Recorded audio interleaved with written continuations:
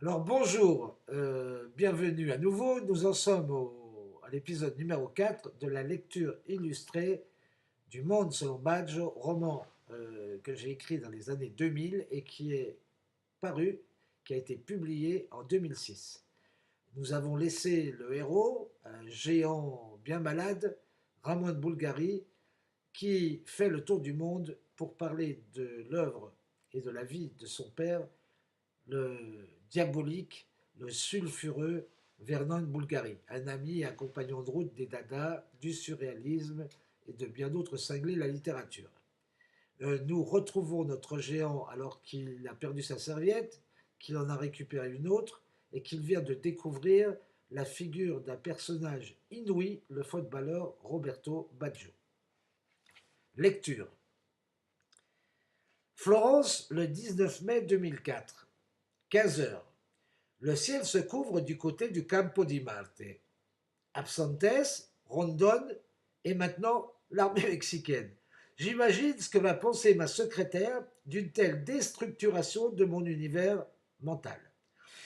Je dois rester concentré, minimiser les conséquences de la perte de ma serviette et pourquoi pas prendre une année sabbatique. Or, ce Rondon me cherche, une question de vie ou de mort, la directrice de l'hôtel prétend qu'une junte est après moi, et le journaliste Manfredonia, un ami, me salue comme si nous devions ne jamais nous revoir. Je rappelle Fantapiu pour un complément d'information. Je vois que le virus Badge fait effet. Vous ne pouvez plus vous en passer. Vous voyez cette grille? Je fais d'Agradiano. Les tripes, ils sont excellentes. Je les ai testées hier. Eh bien, cette grille que vous voyez a été forgée par Florindo, le papa de Robbie. Ce restaurant a été comme une seconde demeure pour le divin. Ses parents et sa femme y ont résidé de longs mois. Autrement, il habitait via Cardesecchi, chez celui que tout le monde appelait l'amiral, puis à Coverciano. Quelle joie de voir ce phénomène avec les jeunes de son âge. C'est terrible comme le temps passe. Je le vois encore sauter sur son vélo, partir en direction du centre historique. Pardonnez-moi, mais qu'est-ce qu'il a de spécial, ce garçon? Vous en parlez tous comme si vous en étiez amoureux. Vous savez, signore, j'en ai vu des jeunes doués. Les uns n'avaient pas de volonté, les autres pas de cervelle. Et puis, il y a ce foutu argent. Lui, Robbie, il avait hâte d'apprendre, mais les heures et les heures passées à souffrir seul, à faire des étirements et de la musculation, je ne l'ai jamais entendu se plaindre.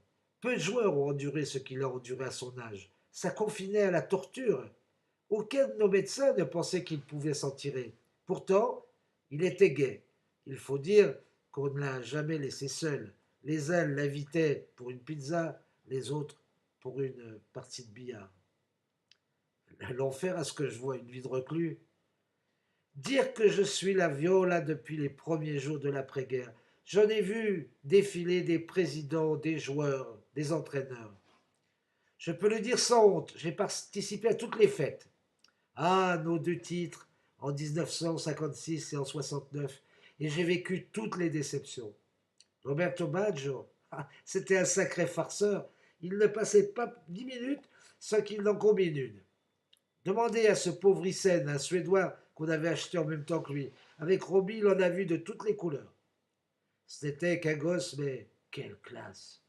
Quel bonheur quand nous partions chasser avec Diaz et les autres. Un gars brillant vraiment, une étoile. Bon, je n'avais pas tout mon temps. Fantapio avait-il entendu parler d'une junte médiévale? Vous savez, Florence est une ville pleine de mystères. Le Toscan pense vite et se donnerait pour une bonne blague. Vous êtes sûr qu'on ne s'est pas payé votre tête? Lorsque le bon président Barretti est arrivé du casino de Saint-Vincent, via le journal Tout au Sport, on l'a prévenu. On lui a dit: vous allez avoir du mal à suivre. Les Florentins rigolent des histoires avant qu'on les leur raconte. Vous, il vous faudra 5 secondes. Et en 5 secondes, il s'en passe dans la ville de Cosme de Médicis. Et alors, l'armée mexicaine? Je ne vois pas bien. Une allusion aux années Vittorio Cecchigori, peut-être. Si la partie de Calcio Storico a été interrompue en 63. Bon, je ne suis plus cette manifestation folklorique. Il faudrait que je vérifie. Il y a souvent des incidents, vous savez, un peu comme dans tous les palios, qu'ils se jouent sur une liste, sur l'eau ou sur un âne. Il y aurait un lien avec cette junte médiévale. À bien y repenser, c'est un nom qu'on a utilisé il y a une vingtaine d'années.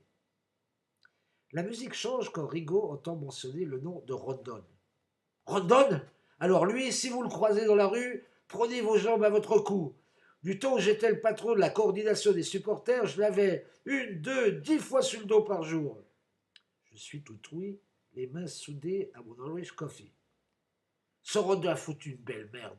Comme Gojoli, le patron de la nation, ne voulait plus qu'il mette son nez dans les affaires de la Fiorentina, il renseignait tantôt la Gazzetta, tantôt Stadio à Bologne. Avec Mario Cecchigori, on se donnait rendez-vous à bord d'une vieille panda pour lui échapper.